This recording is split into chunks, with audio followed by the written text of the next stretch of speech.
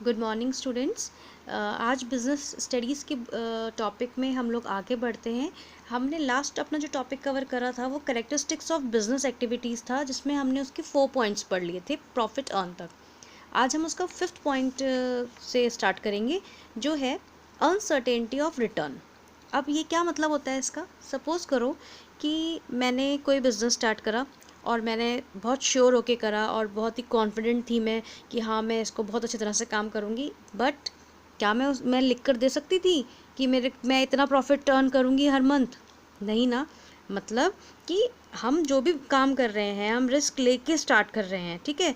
चलेगा या नहीं चलेगा, that depend on different different factors, ठीक। बट आप उसके लिए श्योर होके नहीं बोल सकते हो, ठीक। तो उसको क्या कहते हैं? Uncertainty of return. कि ठीक है, मैंने बिज़नेस स्टार्ट किया, बहुत अच्छा कॉन्सेप्ट है मेरा, मैं बहुत मेहनत करूँगी, बट वो चलेगा या नहीं चलेगा या मुझे कितना रिटर्न मिलेगा उसकी कोई गारंटी नहीं ले सकता, ठीक। तो इसको हम क्या कहेंगे? नो गारंटी कि हम कितना अर्न करेंगे। अब मैं लिख कर थोड़ा दे सकती हूँ कि मैंने ये कैफ़े स्टार्ट करा है तो मैं इसमें पर डे 10,000 कमाऊँगी ही कमाऊँगी, नहीं ना। तो हम ऐसा कोई गारंटी नहीं दे सकते। हाँ, हो सकता है एक दिन मेरी 5,000 रुपये पहुँच गया हो इनकम, एक दिन 1 रुपये भी नहीं कमाया, ऐसा हो सकता है ना किसी भी शॉप में या किसी भी बिजनेस में। तो वो क्या होता है? अनसर्टेनिटी ऑफ रिटर्न, कि हमें कितना मिलेगा हम उसके लिए सर्टेन नहीं हो सकते हैं कभी भी, कि बिल्कुल श्योर करके नहीं बोल सकते हैं कि इतना हमें प्रॉफिट मिलेगा ही मिलेगा या इतना पैसा हमारे पास आएगा ही आएगा, ठीक। अब नेक्स्ट पॉइंट है हमारा 6 point, element of risk. Element of risk क्या होता है? हमेशा एक खतरा बना हुआ है कि आपको नुकसान हो सकता है। यू कांट बी श्योर कि आपको हमेशा ही प्रॉफिट होता रहेगा, ठीक। भाई ठीक है, बहुत अच्छा बिजनेस है, मैंने स्टार्ट कर लिया, चल भी रहा है, लेकिन आपके सर पे खतरा हमेशा मंडराता रहेगा कि पता नहीं बिजनेस में कब ऐसा कुछ आ जाए पॉइंट कि हमें नुकसान होने लग जाए या हमारी कुछ पॉलिसीज़ ऐसी हो जाए जो नहीं चल रही हो। तो जो वो एक खतरा है, रिस्क जो है, वो हमेशा ही रहता है। तो एक्सपोजर ऑफ लॉस, कि कभी भी आपको उस बिज़नेस में हार का मुँह भी देखना पड़ सकता है, ठीक है। क्योंकि बिज़नेस है, आप कभी भी इंश्योर तो बिल्कुल कर ही नहीं सकते हो कि नहीं नहीं इसमें तो मैं को कोई वही नहीं कर सकता, मैंने जो चीज़ बनाई वो इतने दाम में ही बिकेगी। हमें हर तरह के एडजस्टमेंट्स करने पड़ते हैं, कभी दाम कम भी करने पड़ते हैं, कभी कुछ अपनी पॉलिसीज़ भी चेंज करनी पड़ जाती हैं। तो ये क्या हो गया आपका एलिमेंट ऑफ रिस्क। अब इसके अंदर एक पॉइंट मैंने लिखा है अनडिज़ायरेबल इवेंट। देखो ये क्या है, ये आप आजकल के हालातों से ज़्यादा जल्दी समझ जाओगे।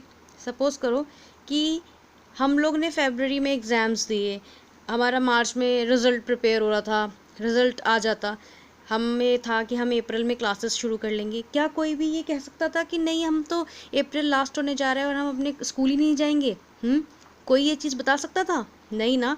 तो ये क्या है? ये एक नेचुरल कैलेमिटी है जो आ गई है ना। जैसे लॉकडाउन हो गया, किस वजह से? एक पैंडमिक जो इफ़ेक्ट कोविड-19 जो हो गया है, कोरोना, उसकी वजह से क्या है, सबके बिजनेस, सबके प्लानिंग, सब कुछ फेल हो गया है, ठीक। तो ये क्या होता है कि अनडिज़ायरेबल इवेंट होता है, ठीक।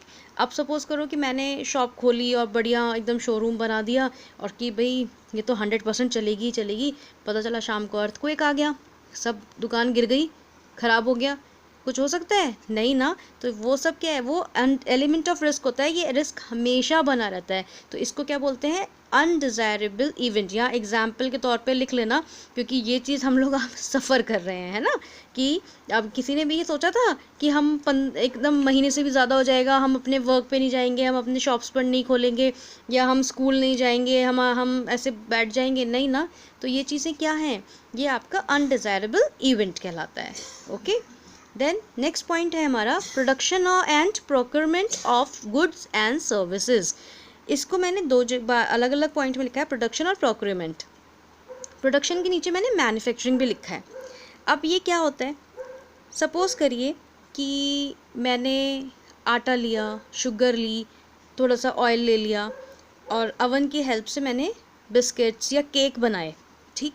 और फिर मैंने उसको सेल आउट करा।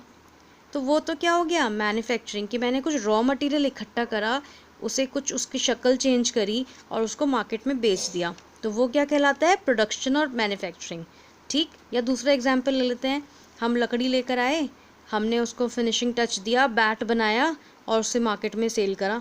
वो क्या हो गया, प्रोडक्शन हो गया।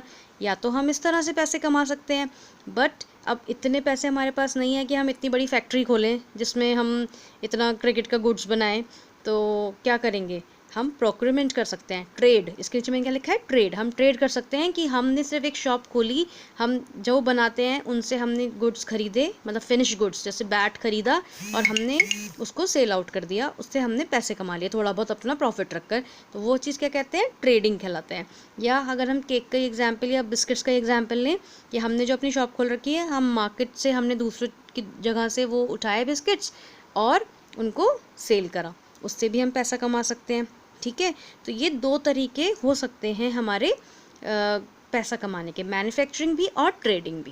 क्लियर? तो ये हमारे सारे कैरेक्टरिस्टिक्स फिनिश हो गए हैं इसके। आप इनको नोट करिए और कुछ एग्जाम्पल्स भी लिख लीजिए जो मैं आपको बताती हूँ। ठीक, और फिर हम मिलते हैं नेक्स्ट वीडियो में। Thank you.